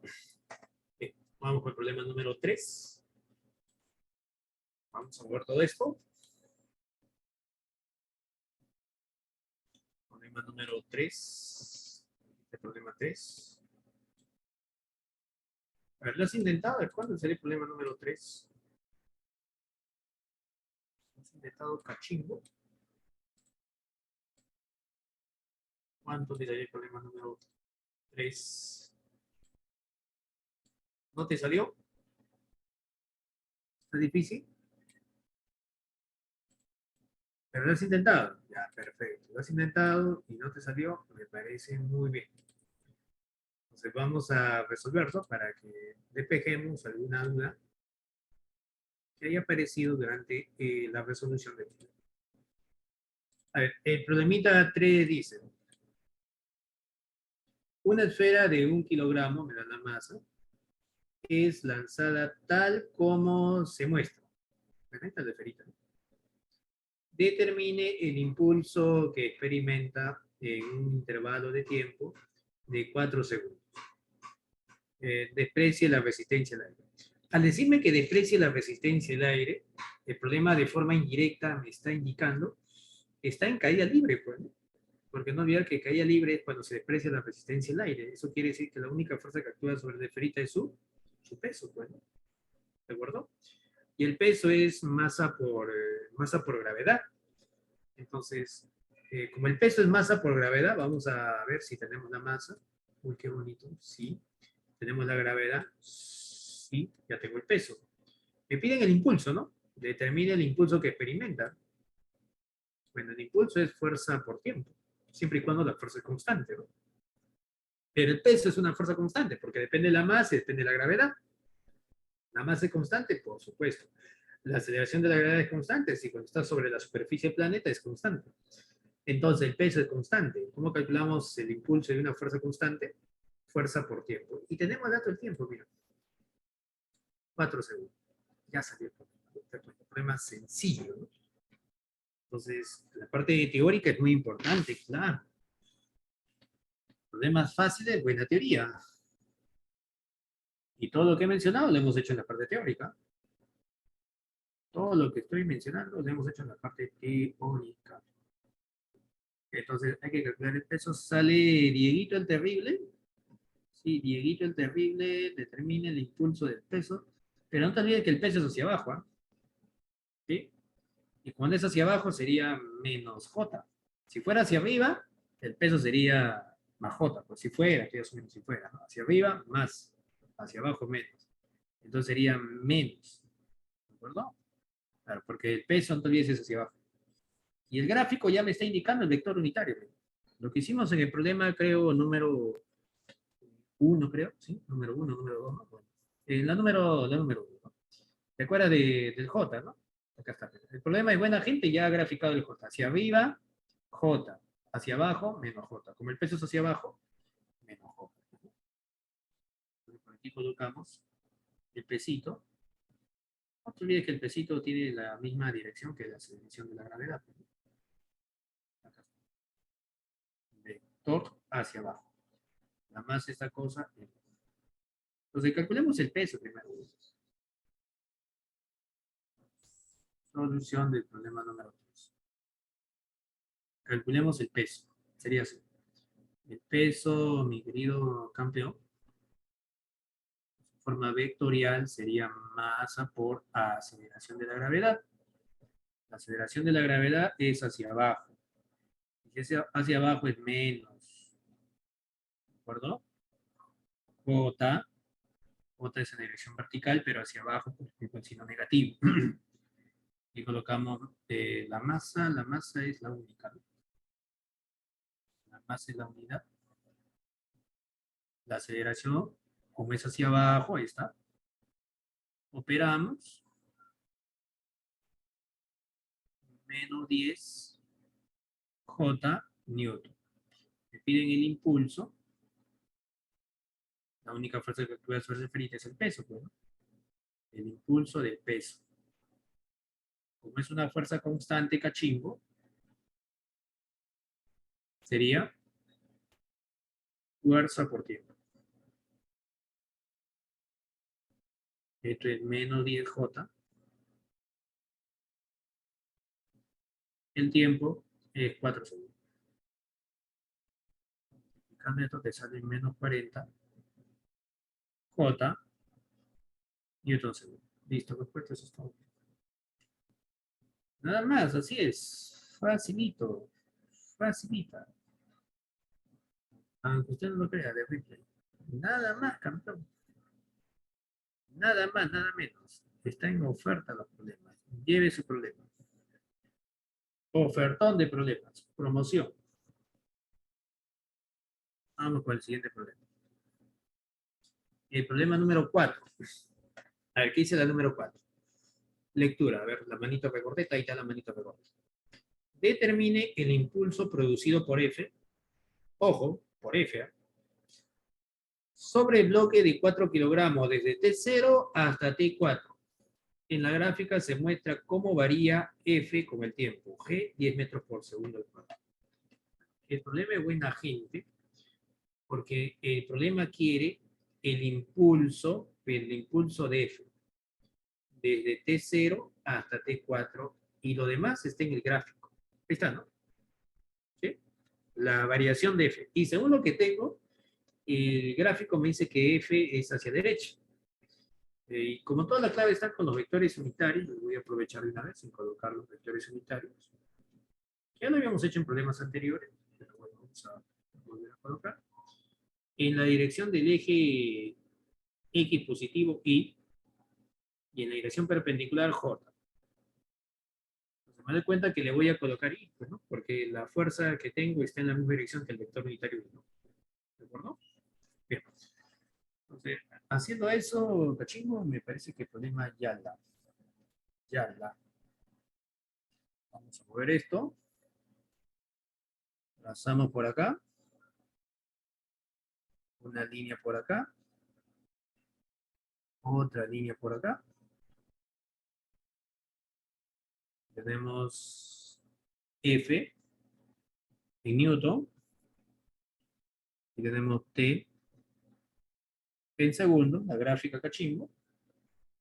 Lo voy a exagerar un poquito para que pueda notarse, porque en el gráfico inicial como que no se notan las longitudes. Lo estoy exagerando el gráfico, ¿no? Repito, para que se pueda notar.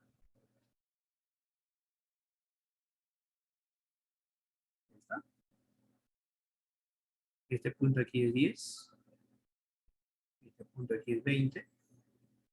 Este es T0 y este es T4. Y es justo en los puntos en los cuales quiero, ¿no? Mira, de T0 hasta T4. T0, T4. Para poder calcular el impulso de una fuerza variable, ¿qué hacíamos? Área. Como el problema me dice de T0 a T4, bueno, el gráfico ya está, no hay mucho que hacer por acá, ¿no? Solo hay que pintarlo. Y no te olvides que el área va a llevar signo. Área por encima más, área por debajo menos. Para mi buena suerte, el área está por encima. Entonces aquí no hay mucho que hacer. Entonces, el impulso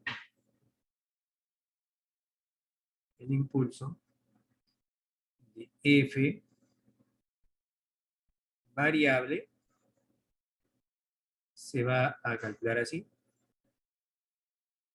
es hacia arriba más, ¿cierto? Más el área. Pero esa área es de un trapecio, ¿no? Todos saben cómo calcular el área de un trapecio, ¿no? Base menor, base mayor, entre 2, y todo esto multiplicado por la longitud de la altura, que sería 4, ¿no? Ya está. Ya tenemos el impulso de F, que te va a salir positivo. ¿Cuánto sale esa cosa? 30 por 2, 60, ¿no? Pero como es hacia la derecha, sería 60 y, ¿no? 60 y Newton segundazos. Ya está. Respuesta. Marcamos nuestra clave y sale la clave de Hanna. Es negativo en el signo material. ¿Por qué es hacia abajo? ¿Sí? Ese signo negativo significa el sentido, pues, ¿no? Como es hacia abajo, menos. ¿Sí? Si fuera hacia arriba es más. Hacia abajo menos J, hacia arriba más J, ¿no? Y esos vectores unitarios ya el problema lo indica, pues. Eso nosotros ya lo sabemos, pues. Acá está. Hacia arriba J, hacia abajo, ¿qué sería? Menos J. Como el peso apunta hacia abajo, es el motivo por el cual le colocamos menos J. ¿De acuerdo? Peso vertical hacia abajo. ¿Qué dirección tiene? Tiene la dirección menos J. ¿De acuerdo? Entonces, masa por gravedad, pues. Y la gravedad, campeón, tiene la misma dirección que el peso, pues, ¿no? Hacia abajo. Pues. Entonces, acá está la gravedad con J, pues. Multiplico la masa por la aceleración de la gravedad, es el peso, ¿no? Masa es 1, G menos 10 por ser hacia abajo. Pero ya tengo el peso. Multiplico por el tiempo, lo peso. Vamos al siguiente problemita. Muy bien, excelente. Vamos al siguiente problemilla. Bien, voy a mover todo esto para hacer el problema número 5. Repito, voy a mover todo esto para hacer el problema número 5. 3 segundazos. Y movemos todo esto.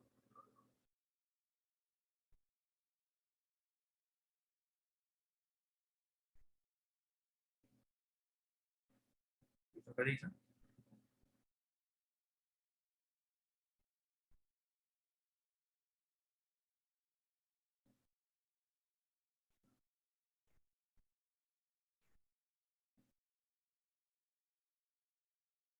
Muy bien, ya está. Vamos con el problema número 5, cachimbo. La número 5.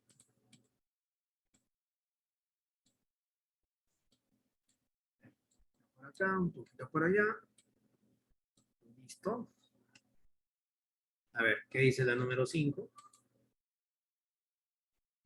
Dice, si la esfera A de 100 gramos choca con la esfera B de 200 gramos, adquiriendo B una rapidez de 4, determine la rapidez que adquiere A.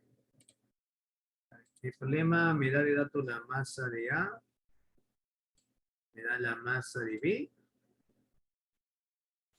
me dicen que B va a adquirir una rapidez de 4 y determina la rapidez que va a tener A después del impacto. Bueno, B al inicio, según el gráfico, está en reposo, ¿cierto? Si A le va justamente a producir un impacto a B, entonces B va a moverse en la dirección en la cual se movía A, pues, ¿no? ¿Sí? Claro, tienes una pelotita que está en reposo, otra pelotita yo lo golpeo, impacta la primera pelota, la pelota que está en reposo se va a mover en el sentido en la cual el cuerpo, es decir, la pelota, la otra pelota, ¿no? Tenía antes del impacto, pues no la esferita B no se va a mover hacia la izquierda en la vida, pues, ¿no? ¿Por qué? Porque la esferita le va a comunicar una fuerza en el sentido en el cual se está moviendo, pues, ¿no? ¿Sí? Se está moviendo hacia la derecha, ¿no? Entonces, la esferita B va a experimentar una fuerza impulsiva hacia la derecha, entonces en ese sentido se va a mover, ¿no? Hemos comentado que en todo choque se conserva la cantidad de movimiento, ¿no? Y con ese problema ya sabemos. Entonces planteamos conservación de la cantidad de movimiento y respuesta. Colocamos conservación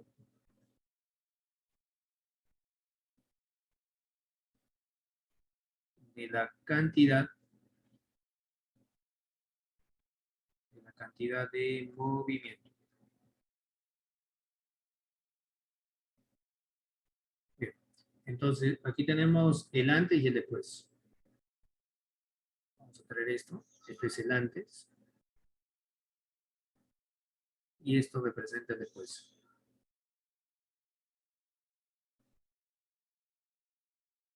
Acá. Esto es antes. Y esto es en el después. La esferita B se va a mover en este sentido. Esto es la esferita B'. Esto es la esferita B. Y esto sería A'. Y esto sería, aquí está la prima. ¿Cuánto vale A? Ah, es lo que me piden. El que tengo el dato es B. B dice que después del impacto se va a mover con 4 metros por segundo. Este es dato. Esto de aquí cachimbo es datazo. La de B, después del impacto, es de 4 metros por segundo. Bien, aplicamos conservación de la cantidad de movimiento y el problema ya sale. Entonces, la cantidad de movimiento al inicio, es la sumatoria de mi sistema, en el antes, es igual a la sumatoria de la cantidad de movimiento de mi sistema en el después. Bien, pero los vectores, campeón, como son todos en una sola dirección horizontal, vamos a darle signos. Vamos a aprovechar y este espacio. Vamos a darle justamente los signos. Derecha más, izquierda menos. Los signos, como te estaba comentando, nos sirve para poder indicar el sentido del vector. Cuando todos los vectores están en una sola línea, se recomienda hacer esto. Más y menos. Bien, entonces colocamos por aquí la masa de A, cantidad de movimiento, todavía es masa por velocidad. La masa de A por la velocidad inicial de A más la masa de B por la velocidad inicial de B, que es 0. La masa de A por la velocidad final de A, que le va a llamar prima. La masa de B por la velocidad de B'. Esto es 0. La masa de A es 100. La velocidad de A es hacia la derecha, más 10. La masa de A otra vez, 100. La velocidad de A después no lo conozco, queda como prima. Más la masa de B son 200. Se mueve hacia la derecha, ¿no? Más 4. Bueno, operando esto, la velocidad de A' me va a salir, a ver, aquí es 800, sale 2, ¿no? Más 2, ¿no? Ya está la respuesta. Entonces marcamos nuestra clave. Sale la clave B bota. Salió B bota. Vamos a ver el problema número 8. A ver, el problema número 8 dice, en cuanto varía la aceleración de la gravedad en la superficie de la Tierra si su radio disminuye a la mitad manteniendo su masa constante, ¿no? Bueno, estamos trabajando sobre la superficie del planeta, ¿no? ¿Sí? ¿De acuerdo? Entonces, su radio dice que disminuye a la mitad manteniendo constante su masa. Hay que recordar cómo se calcula la aceleración de la gravedad en la superficie del planeta. ¿No? La solución del problema número 8. Aquí colocamos la aceleración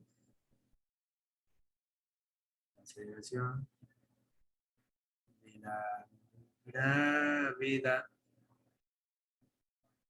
en la superficie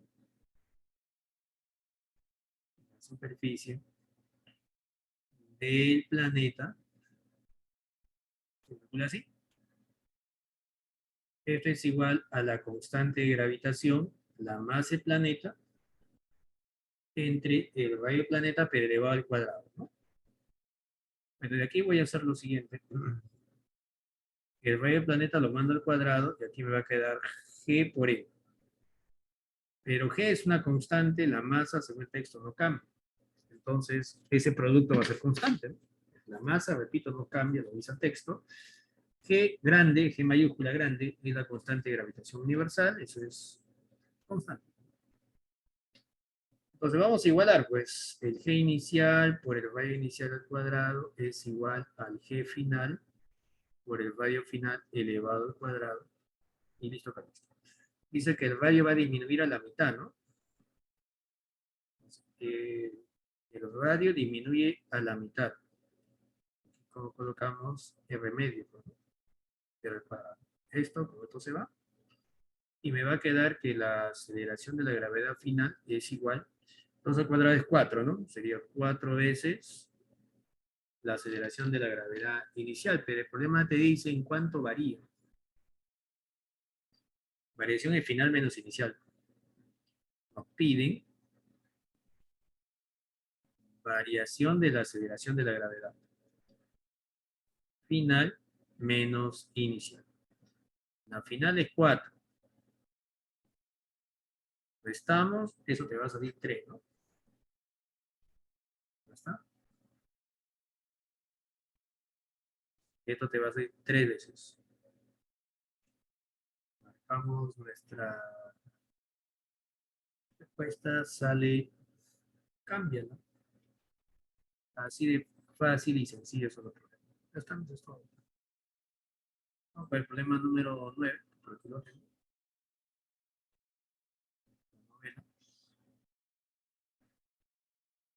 A ver, la novela dice determinar, claro, estoy haciendo un poco de, digamos, matemática elemental, ¿no? Porque esto de aquí, campeón, lo vimos en la parte de la teoría. ¿Cómo se calcula la aceleración de la gravedad en la superficie? Esto de aquí, campeón. Ahorita en la parte de la teoría. Así se calcula la aceleración de la gravedad en la superficie del planeta. ¿No? Te comenté, ¿no? La fuerza gravitacional, lo divido entre la masa, operamos, y listo, está listo, ¿no? Y aquí he hecho, no más he hecho matemática. Esto lo van a multiplicar. Aquí tengo G por M. Pero M es masa constante. Este G grande es la constante de gravitación universal, que vale 6,67 por 10 a la menos 11. O sea, no te preocupes por el valor, porque eso va a ser dato. Pero en este problema no me interesa, pues, ¿no? Porque todo este producto me va a salir constante. Pues, ¿no? Constante, T constante. Entonces, GR cuadrado, constante. Reemplazo. ¿No? Inicial igual a final. La final, el radio, ¿cuánto es? Según el texto, el problema es un centro matemático. ¿No? Si su radio disminuye a la mitad, bueno, si disminuye a la mitad, ¿cuánto te va a quedar? La otra mitad, pues, ¿no? Entonces, este radio final es el inicial entre 2. Ahí está, el inicial entre 2. Matemática elemental, r sub 0 al cuadrado, r sub 0 al cuadrado se va. 2 al cuadrado, aquí te queda 4, pues, ¿no? Si 2 al cuadrado, entonces, 4, aquí te queda el 4, ¿no? Si todo este es 4, pues, ¿no? Abajo, ¿no? Lo van a multiplicar. G final 4 veces, pues, ¿no? Pero ¿qué te pide el problema? Variación. Variación es final menos inicial.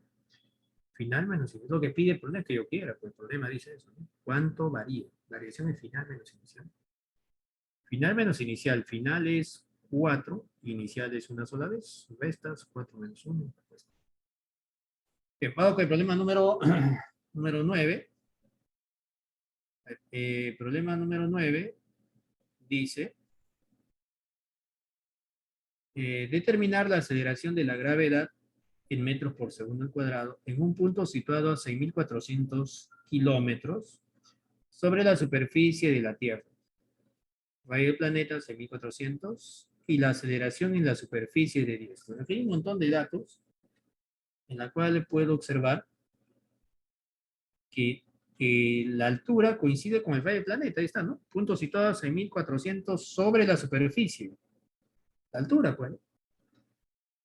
Coincide con el radio, y lo estoy resaltando para que usted pueda observar. Tienes que prestar atención, que no prestas atención. ¿Cómo? Pues, no? ¿Sí? Entonces, coinciden, ¿no? ¿Sí? Otro dato que tengo es la aceleración de la gravedad en la superficie. Entonces, para poder calcular la aceleración de la gravedad a una determinada altura respecto a la superficie del planeta, nosotros hemos visto cómo se evalúa esa relación. Entonces, aquí lo colocamos. La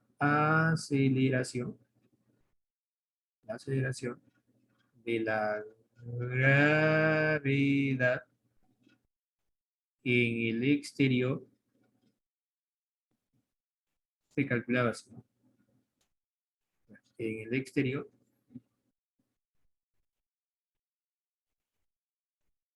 se calcula así. La aceleración de la gravedad en el exterior a una altura h era igual a la aceleración de la gravedad en la superficie. Aquí colocaba el radio del planeta, el radio del planeta, RDT, quebrábamos entre el radio del planeta más h, y como te indiqué en la parte de lotería, todo al cuadrado, ¿no? ¿Sí? Bien, el radio del planeta es igual a h. Date problema. Y estos son los 6.400 kilómetros. Claro, no vas a reemplazar, pues, ¿no? Para nada. ¿Para qué? Si se van a eliminar. Le colocamos por aquí. La aceleración de la gravedad en la superficie es 10. Aquí tendrías RDT y aquí te saldría 2 veces RDT, ¿no? Esto con esto se va, te va a quedar 10 entre 4. 10 entre 4, eso es 2,5. Ya está, eso es todo.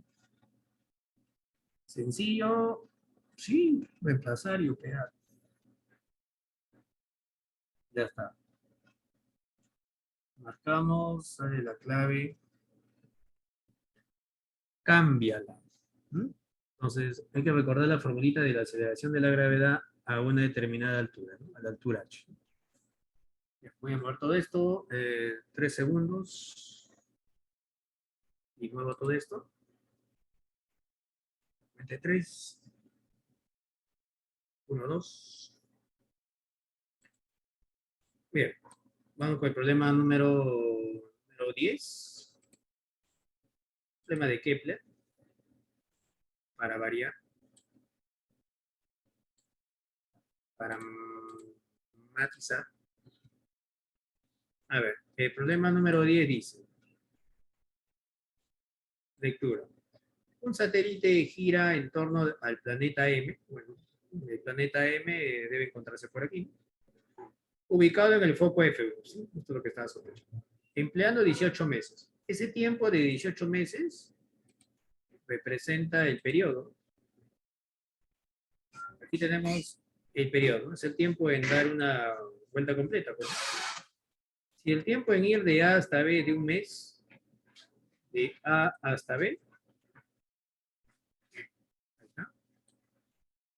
y de C hasta D es 3 meses, y de C hasta D son 3 meses, ¿qué parte de toda la elipse es la región sombreada? Bueno, me piden qué fracción. Esto respecto al total. Entonces, la elipse ahí lo he cortado. Por aquí colocamos la solución. Ahí está la elipse del problemita. Los datos dice que en el punto F1 se encuentra un planeta de masa M. Y un satélite, ¿no? Va a empezar a moverse de A hacia B. Y este tiempo que va a emplear de A hacia B, este tiempo de A hacia B, es de un mes. Date problema. Bueno, puedo observar que esta área cachimbo, que le voy a llamar, vamos a cambiar de letra, se llama S, ¿sí? Estará aquí la misma que esa, ¿no? Por la simetría que hay, ¿no? ¿Sí? Entonces, cuando el planeta empieza a moverse desde el punto A hacia el punto B, usted puede observar que el radio vector determina el área S, ¿cierto? Ahí está, ¿no? hasta el punto B, aquí está el área S. Y después el problema plantea de C hasta D, ¿no? De C hasta D. De C hasta D, el tiempo de C hasta D está resaltado, porque ya tengo los datos, ¿eh? Son 3 meses. Entonces voy a trazar el radio vector, pues, ¿no? A ver, de B hasta C sería así, pues. Te das cuenta que toda esta área de aquí involucra al área que quiero calcular, que le voy a llamar área X. Esta es el área X. ¿Sí? Aplicamos la segunda de Kepler, porque la segunda de Kepler tiene que ver con áreas. Y tiempo, bueno. ¿Cómo ese problema ya salió? Aplicamos la segunda ley de Kepler, la ley de las áreas, en la cual te había comentado que las áreas es directamente proporcional al tiempo. Y esto es constante. Entonces aquí colocamos el área de A hacia B. El área de A hacia B es S. El tiempo de A hacia B es un mes. Ahora, tengo por aquí el área X más el área S entre el tiempo de C a D. Esto vendría a ser igual al área total entre el tiempo total. El tiempo total cachimbo se llama periodo. Bueno, ¿cómo ese problema ya salió? Pues vamos a reemplazar el tiempo de A hacia B es 1. El tiempo de C hasta D es 3. El periodo, ¿qué dato el problema? Está al inicio, 18. Tú quieres S, entonces ¿qué vas a hacer? Perdón, tú quieres X, ¿no? Entonces vas a utilizar propiedad de aritmética elemental. Tu profe o tu profesora de aritmética elemental dijo, tienes una proporción o una serie de razones geométricas equivalentes, resto antecedente, restos consecuentes, el valor de la razón no se altera, ¿no? Entonces restamos con ese orden, ¿no? X más S menos S, y en la parte de abajo 3 menos S. Y el valor de la razón no se altera. Bueno, el S y el S se van, te queda aquí 2. Bueno, esto ya es algo bien simple, ¿no? Te va a salir la novena parte, ¿no? Entonces, el área pintada vendría a ser la novena parte del área total. Vamos, sale abandonado. Entonces, las cuestiones matemáticas elementales, como usted se da cuenta, son importantes. Bien, ¿alguna pregunta, alguna duda antes de finalizar? Dudas consultillas. Bien, no hay preguntillas, no hay dudas. Entonces vamos a finalizar la clase, mi querido campeón. Bien. Agradecer a cada uno de ustedes por su atención. Cuídense bastante, estudien bastante. Conmigo será hasta una próxima oportunidad, si es que Diosito lo permite. Finito, tutora, todo suyo.